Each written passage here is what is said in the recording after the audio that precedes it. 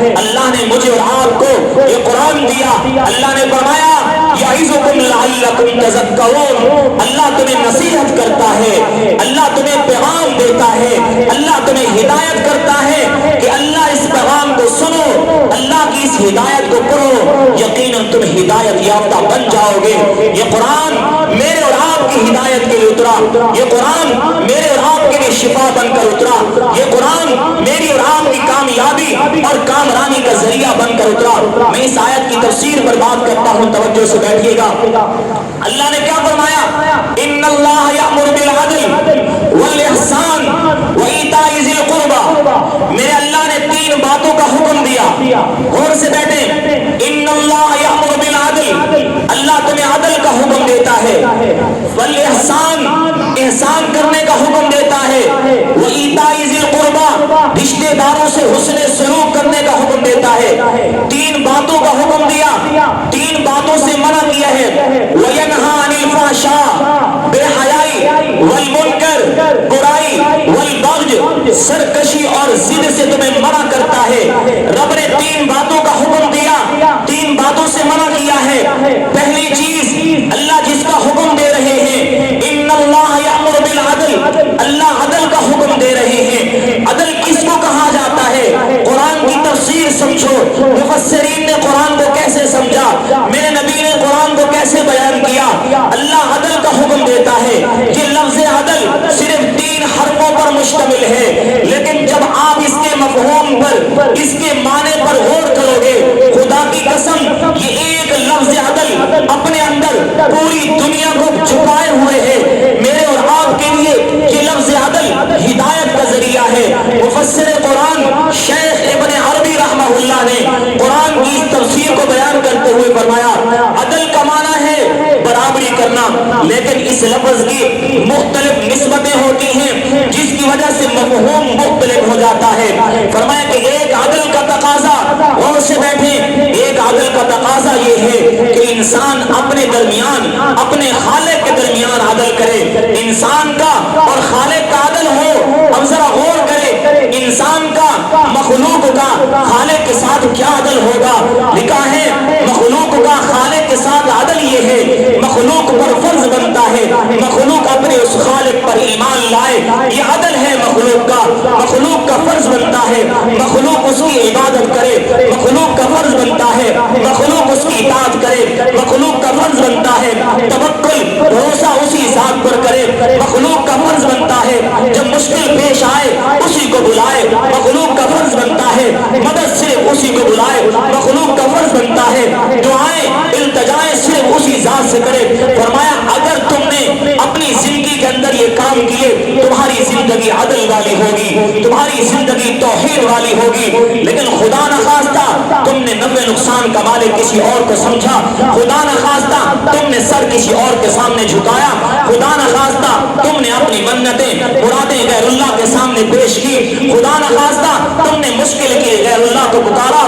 پھر سنو, تمہاری زندگی عدل والی نہیں ہے, تمہاری زندگی یہ ظلم والی زندگی ہے. موحد عادل ہوتا ہے, توحید عدل ہوتی ہے, شرک ظلم ہے, مشرک ظالم ہوتا ہے. یہ شخص جو غیروں کے سامنے سر جھکاتا ہے, غیروں کے سامنے جھولیاں پھیلاتا ہے, غیروں کے سامنے منتیں مرادیں پیش کرتا ہے, یہ ظالم ہے, یہ مشرک ہے, یہ زندگی کے اندر عدل نہیں کر رہا. اللہ اسی عدل کا ہمیں حکم دے رہے ہیں. حضرت عبداللہ ابن عباس رضی اللہ تعالیٰ عنہما مفسر قرآن, جنہوں نے قرآن کی وہ تفسیریں کی ہیں, خدا کی قسم قیامت تک آنے والے مفسر جو بھی قرآن کی تفسیر لکھیں گے, عبداللہ ابن عباس کی تفسیر ان کا ماخذ ہوگی. فرمایا حضرت عبداللہ ابن عباس سے پوچھا گیا بتاؤ عدل کس کو کہتے ہیں, اللہ عدل کا حکم دے رہے ہیں. حضرت عبداللہ ابن عباس نے عدل کی تعریف میں کیا فرمایا؟ فرمایا عدل یہ ہے شہادت اللہ الہ الا اللہ, اللہ کے سوا کوئی معبود نہیں. مومن کے اس بات کی گواہی دینا یہ اس کی زندگی کا عدل ہے, یہ اس کی زندگی کا عدل ہے. اللہ تمہیں حکم دے رہے ہیں اپنے اور خالق کے درمیان عدل کرو. اور آپ نے علماء سے سنا ہو, خطیبوں سے سنا ہو, اللہ نے نبیوں کو دنیا میں مبعوث کیوں فرمایا, اللہ نے نبیوں کو دنیا کے اندر کیوں بھیجا، فرمایا جاؤ دنیا کے اندر نظام عدل قائم کرو۔ نبیوں کا نظام عدل کس بنیاد پر تھا؟ اس کی سب سے پہلی بات یہ تھی، نبیوں نے آ کر سب سے پہلے توحید کا سبق پڑھایا تھا، سب سے پہلے آ کر ایک رب کے سامنے جھکنے کی دعوت دی تھی، اور اللہ کی توحید کے مخالف جتنے قسم کا شرک تھا، شرک فی العبادات تھا، شرک فی الطاعات تھا، شرک فی الافعال تھا، شرک فی المحب تھا، جس قسم کا شرک تھا ہر شرک کی نبی کی ہے، توحید کی دعوت دی ہے۔ یہ نبیوں نے آ کر نظام عدل قائم کیا ہے، اس لیے کہ اللہ نے نبیوں کو مبعوث اس لیے کیا، جاؤ اپنے خالق کی پہچان کراؤ، جاؤ اس مخلوق کو بتاؤ تمہارے نفع کا مالک کون ہے، تمہارے نقصان کا مالک کون ہے، تمہاری عزت کا مالک کون ہے، تمہاری زندگی کا مالک کون ہے، تمہاری موت کا مالک کون ہے، تمہارا جینا کس لیے ہونا چاہیے، تمہارا مرنا کس لیے ہونا چاہیے، تمہاری عبادتیں کس ذات کے لیے ہونی چاہیے۔ ہر نبی نے آ کر انسانوں کے ضمیروں کو جھنجھوڑا ہے، انسانوں کو غیرت دلائی ہے، اے انسانوں جس نے تمہیں پیدا کیا ہے، تمہارے رزق کا مالک ہے، تمہارے نفع کا مالک ہے، تمہاری موت کا مالک ہے، تمہاری زندگی کا مالک ہے، صرف اسی کو سجدہ کرو، اس کے سوا کسی اور کو سجدہ نہ کرو۔ یہ نظام عدل ہے جس کا رب قرآن میں حکم دے رہے ہیں، ان اللہ یأمر بالعدل۔ اور اگلی بات سنیے گا، عدل کا دوسرا تقاضا بتا رہا ہوں۔ ایک عدل کا تقاضا یہ ہے کہ انسان اپنے اور خالق کے درمیان عدل کرے، توحید کو اپنائے، شرک کو چھوڑے۔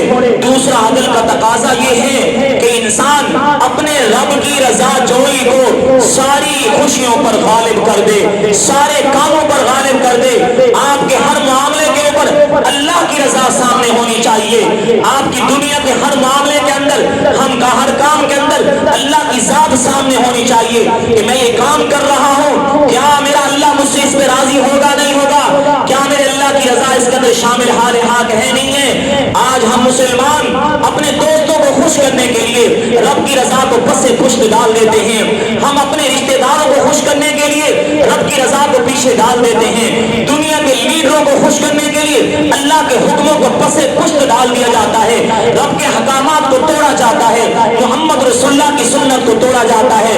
ذرا خیال کرو، یہ تمہاری زندگی کا عدل ہوگا کہ ہر معاملے کے اندر اللہ کی رضا کو سامنے رکھو، ہر معاملے کے اندر اللہ کی خوشی کو سامنے رکھو، یقیناً اب تمہاری زندگی عدل والی زندگی ہوگی جس کا اللہ تمہیں حکم دے رہے ہیں۔ نمبر 2 آگے سنیے گا، عدل کا دوسرا مقام میں نے ابھی پہلا مقام آپ کے سامنے پیش کیا کہ وہ کیا ہے، خالق اور مخلوق کے درمیان، اپنی ذات اور اللہ کے درمیان عدل کرو، اور عدل کا دوسرا مقام ہے کہ اپنی ذات سے بھی عدل کرو، اپنی ذات سے بھی عدل کرو، اپنے وجود سے بھی عدل کرو، جسمانی بھی عدل ہو، روحانی بھی عدل ہو، نہ اپنے جسم پہ ظلم کرو نہ اپنی روح پہ ظلم کرو۔ اسلام جسم پہ بھی ظلم کرنے کی اجازت نہیں دیتا، اسلام روح پہ بھی ظلم کرنے کی اجازت نہیں دیتا۔ آج کچھ لوگ اپنے آپ کے ساتھ ظلم کرتے ہیں، کبھی خودکشیاں کر لیتے ہیں، پہاڑوں سے بلندیوں سے گر جاتے ہیں، کبھی زہر پی لیتے ہیں، اور کبھی اپنے آپ کو چھری اور بندوق چلا کے گولی مار لیتے ہیں۔ یہ اپنے جسم پر ظلم ہے، یہ انصاف نہیں ہے، یہ اپنے جسم کے ساتھ زیادتی ہے۔ حضور علیہ السلام نے ارشاد فرمایا، جو شخص کسی پہاڑ سے نیچے گرا اپنے آپ کو مارنے کے لیے، میں مر جاؤں، میرے محبوب نے فرمایا مرنے کے بعد اللہ قیامت کے دن تک اس کو جہنم کی آگ میں گراتا رہے گا۔ جس نے زہر پیا، میں مر جاؤں، فرمایا مرنے کے بعد اللہ زہر اس کے ہاتھ میں دے گا، فرمایا قیامت تک جہنم کی آگ کے اندر وہ زہر پیتا رہے گا۔ جس نے خنجر چلایا اپنے پیڑ کے اندر کھوپا، مر جاؤں، فرمایا مرنے کے بعد خنجر اس کے ہاتھ کے اندر ہوگا، فرمایا جہنم کی آگ کے اندر اپنے آپ کو خنجر مارتا رہے گا۔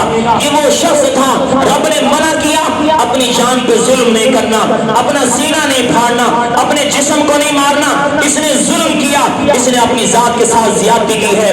میرا اللہ تو وہ ہے جو عبادات کے معاملے کے اندر بھی اپنے جسم کو مشقت میں ڈالنے کی اجازت نہیں دیتا۔ اسلام نہیں کہتا کہ تم مشقت کے اندر عبادت کرو، تم تکلیف کے اندر عبادت کرو، بلکہ میرے اللہ نے تو قرآن اتار کر میرے نبی کو بھی منع کر دیا ہے، ما انزلنا علیک القرآن لتشقى الا تذکرۃ लिमन यख्शा, मेरे महबूब पैगंबर, मैंने कुरान आप पर इसलिए नाजिल नहीं किया था आप मुशक्कत में पड़ जाए, इसलिए कि हुजूर अलैहिस्सलाम कभी तो सारी रात इबादत में खड़े हैं, कभी आधी रात इबादत के अंदर खड़े हैं, दिन लोगों को तबलीग करने में गुजारा है, रात इबादत में गुजारी है, बीमार पड़ गए, कमजोर हो गए, मेरे अल्लाह ने फरमाया अपने जिस्म के साथ ज़ियादती नहीं करनी। बुखारी और मुस्लिम की रिवायत है, हुजूर अलैहिस्सलाम मस्जिद नबी के अंदर तशरीफ लाए, मस्जिद नबी के दो कोरों के साथ रस्सी बांधी हुई थी।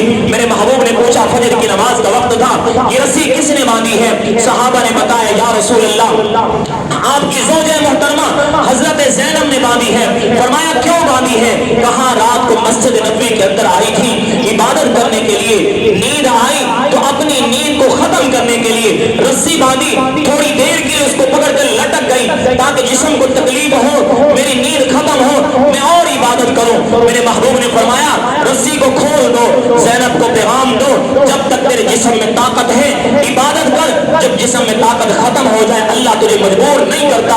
रब तो इबादत के मामले में भी अपने जिस्म को मुशक्कत में डालने की इजाजत नहीं देता।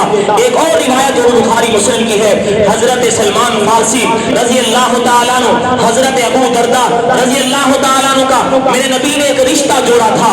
आप अलैहिस्सलाम जब हिजरत करके मदीना तय्यबा में आए, आपने अंसार सहाबा मुहाजिरीन सहाबा को हजरत अनस बिन मालिक के मकान में इकट्ठा किया। मेरे नबी ने एक अंसारी सहाबी एक मुहाजिर सहाबी दोनों को फरमाया तुम आपस में भाई भाई हो, एक दूसरे के साथ भाइयों वाला ताल्लुक करो। हुजूर ने हजरत सलमान फारसी का ताल्लुक जोड़ा, भाइयों वाला रिश्ता बनाया हजरत अबू दरदा के साथ। हजरत अबू दरदा रज़ी अल्लाह ताला हुजूर के सहाबा में अजीम सहाबी हैं, इबादत के अंदर बड़ी अजमत रखने वाले थे। बात को तवज्जो से सुनिएगा, हजरत सलमान फारसी एक दिन घर में तशरीफ लाए, हजरत अबू दरदा के घर में देखा हजरत अबू दरदा की बीवी ने मैले कुचैले कपड़े पहने हुए, तो मेरे भाई मैंने कुचैले कपड़े पहने हुए हैं। हजरत सलमान फारसी ने पूछा बीबी ये क्या है? तेरे कपड़े मैले कुचैले हैं, अल्लाह ने दौलत भी दी है, सब कुछ भी दिया है, फिर भी कपड़े मैले कुचैले, फिर भी जिस्म मेरा कुचैला है। बीबी ने बताया मेरा खावन अबू दरदा इबादत में इतना मसरूफ है, दिन को रोजा रखता है, रात तहज्जुद में गुजारता है, उसको कभी मेरी तरफ ख्वाहिश और तमन्ना भी नहीं होती, इसलिए मुझे कभी जरूरत भी नहीं पड़ी कि मैं बन संवर कर दुल्हन बन जाऊं। हजरत सलमान फारसी उठे, मस्जिद नबी के अंदर गए, हजरत अबू दरदा इबादत में मसरूफ थे। हजरत सलमान फारसी ने गुस्से के अंदाज में कहा ए अबू दरदा तुझे नहीं पता इन्ना लिरब्बिका अलैका हक़्क़न, तेरे रब का भी तेरे ऊपर हक है, वली नफ्सिका अलैका हक़्क़न, तेरी जान का भी तेरे ऊपर हक है, वली ज़ौजिका अलैका हक़्क़न, तेरी बीवी का भी तेरे ऊपर हक है। ये गुस्से से कहा तू इबादत में मसरूफ है, ना अपनी जान की फिक्र है ना अपनी बीवी की फिक्र है। हजरत अबू दरदा को बड़ा अफसोस हुआ कि सलमान रहता भी हमारे घर में है, कपड़े भी इसे हम दें, खाना भी हम दें, गुस्सा भी हमारे साथ करे, बातें भी हमें सुनाए।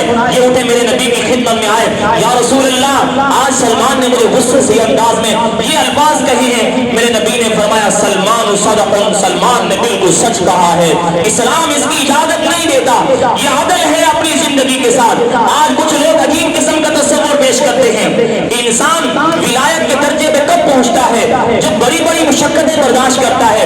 फलां वली ने अपने आप को लटकाया तो बड़ा वली बन गया, फलां ने ये किया फलां ने वो किया, सारी जिंदगी जंगल के अंदर गुजार दी। नहीं मेरे भाइयों, इस्लाम तो कभी वली को मुशक्कत की इजाजत नहीं देता। वली तो रब का दोस्त होता है और रब का दोस्त रब के हुक्म के बगैर कभी नहीं चलता होता, रब की मर्जी के बगैर कभी नहीं चलता होता। तो अपनी जान के साथ मेरे भाइयों अदल करो, अपनी जान पर भी जुल्म न करो, जान के हुकूक हैं पूरे करो, अपनी सीयत का भी ख्याल करो, इस्लाम इसका हुक्म देता है। और इसके बाद एक और अदल है, एक और अदल है। पहला मैंने अदल बयान किया कि अपनी जान और अपने रब के दरमियान अदल करो, दूसरा अदल है कि अपनी जात के साथ अदल करो, तीसरा अदल है मखलूक के साथ अदल करो। मखलूक के साथ अदल क्या है? रहमदिली से पेश आओ, हमदर्दी से पेश आओ, मोहब्बत से पेश आओ। तुम जुबान के लिहाज से, तुम अपने फेल के लिहाज से ज़ाहिरन बातिनन कभी किसी को तकलीफ न पहुंचाओ। मेरे नबी अलैहिस्सलाम की हदीस मुबारका है, हुजूर ने इरशाद फरमाया अल मुस्लिमु मन सलिम अल मुस्लिमूना मिन लिसानिही व यदिही। मुसलमान कौन होता है? मुसलमान की पहचान क्या है? मेरे नबी ने बताया है मुसलमान की पहचान ये है उसकी जुबान से भी कभी किसी को तकलीफ ना पहुंचे, उसके हाथ से भी कभी किसी को तकलीफ ना पहुंचे, न छुप कर तकलीफ पहुंचाओ, न जाहिर जाओ, मखलूक के साथ अदल करो, वअक़सितू इन्नल्लाह युहिब्बुल मुक़सितीन, इंसाफ करो, अल्लाह इंसाफ करने वालों को पसंद फरमाता है।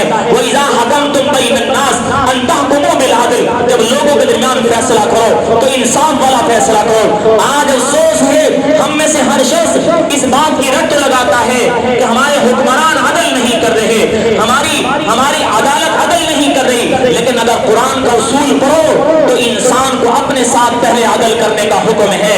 हमारे पास एक छोटी सल्तनत, घर की सल्तनत है, मस्जिद की सल्तनत है, एक छोटा सा इदारा है, हम तो वहां पर भी अदल नहीं कर रहे। आज बीवी को शिकायत अपने खामन से है, आज शगीद को शिकायत अपने उस्ताद से है, आज मस्जिद के इमाम और मस्जिद के अंदर पढ़ाने वाले कारी को अपने मोहतम से शिकायत है। हर इंसान शिकायत करता है, जबकि अल्लाह के नबी फरमा गए आमालुकुम जैसे तुम्हारे आमाल होंगे वैसे तुम्हारे हाकिम मुकर्रर होंगे, वैसे तुम्हारे हाकिम मुकर्रर होंगे।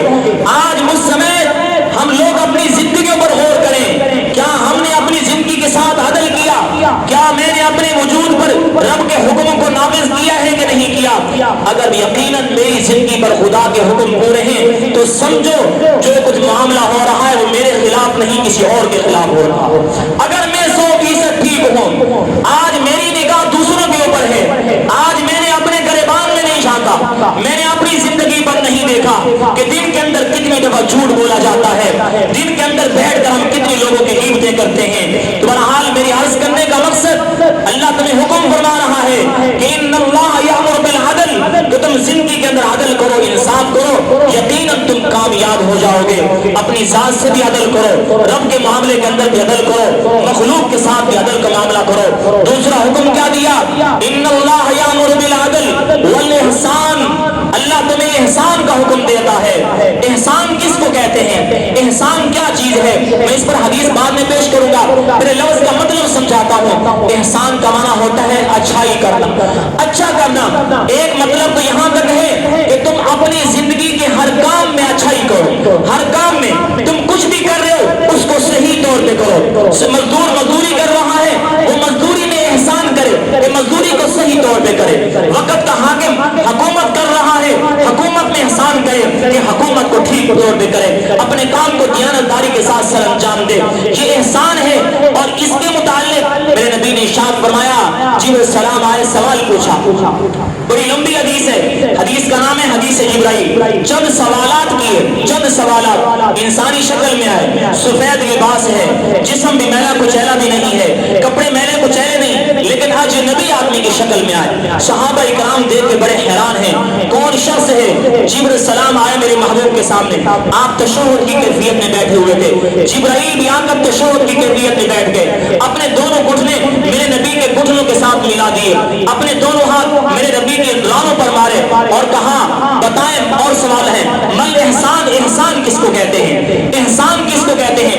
मेरे नबी ने जवाब दिया, एहसान ये है अंताबुदल्लाह कअन्नका तराहू फइन लम तकुन तराहू फइन्नहु यराका, तो अपने रब की इबादत इस तरह किया कर गोया कि तो अपने अल्लाह को देख रहा है, तेरा अल्लाह तेरे सामने है।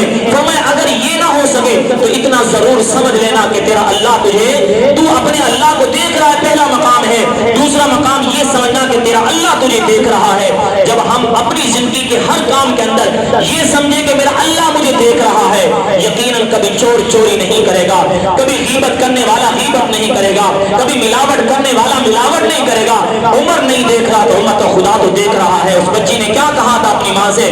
माँ ने कहा दूध के अंदर पानी मिला लेते हैं, उमर तो नहीं देख रहा ना। तो बेटी ने क्या कहा था? अम्मा उमर तो नहीं देख रहा, उमर का खुदा तो देख रहा है। जब ये इस्तेहजार, जब ये तसव्वुर, जब ये ख्याल मेरी और आपकी जिंदगी के अंदर हर वक्त हो, मैं कोई काम भी कर रहा हूँ, मेरी सोच हो कि मेरा अल्लाह तो मुझे देख रहा है, मेरा मालिक नहीं देख रहा, मेरा ऊपर से काम करने वाला नहीं देख रहा, मेरा अल्लाह तो मुझे देख रहा है। फरमाइए तुम्हारा अपनी जिंदगी के साथ एहसान है, ये अपनी जिंदगी के साथ एहसान है। और मखलूक से भी एहसान करने का हुक्म है, वो अहसिनु इन्नल्लाह युहिब्बुल मुहसिनीन, मखलूक से एहसान करो, मखलूक से भलाई करो, मखलूक से अच्छाई करो, अल्लाह बड़ा पसंद करने والا ہے ان احسان کرنے والوں کو، اور بلکہ اللہ نے یہ فرمایا وَأَحْسِن كَمَا أَحْسَنَ اللَّهُ إِلَيْكَ، جیسے تیرے رب نے تجھ پر احسان کیا تو مخلوق پر ویسا احسان تھا۔ اللہ نے تجھے نوازا ہے، مال و دولت کے لحاظ سے نوازا، اللہ نے علم کے لحاظ سے نوازا، اللہ نے قرآن کے لحاظ سے نوازا، اللہ نے عزت کے لحاظ سے نوازا، اللہ نے عہدے کے لحاظ سے نوازا ہے۔ جس طرح رب نے احسان کیا ہے مخلوق پر ویسا احسان کرنے کا حکم ہے، تب جا کر میری اور آپ کی کامیابی ہے۔ اللہ پاک ہم سب کو عمل کرنے اور سمجھنے کی توفیق عطا فرمائے۔ وما علینا الا البلاغ المبین۔ سنت